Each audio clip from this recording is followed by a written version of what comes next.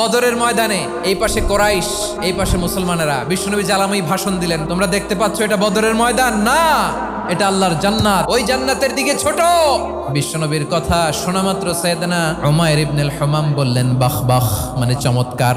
বিশ্বনবী বললেন মা ইয়াহমিলুকা আলা কওলিকা বাখ বাখ ইয়া উমাইর, আমার এই কথা শুনে তুমি কেন বললা বাখ বাখ?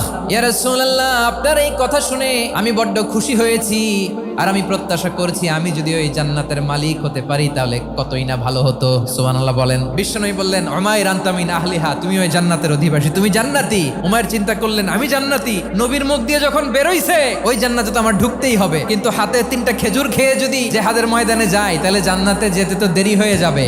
এই চিন্তা আসা মাত্রই খেজুর 3টাকে তিনি ছুঁড়ে মারলেন, তলোয়ার বের করে আল্লাহু আকবার বলে বদরের ময়দানে ঝাঁপিয়ে পড়লেন। আল্লাহর শত্রুদেরকে কচুকাটা করে এক পর্যায়ে শাহাদাতের সুধা পেয়ে নিজেও জান্নাতি হয়ে গেলেন। পড়েন সুবহানাল্লাহ।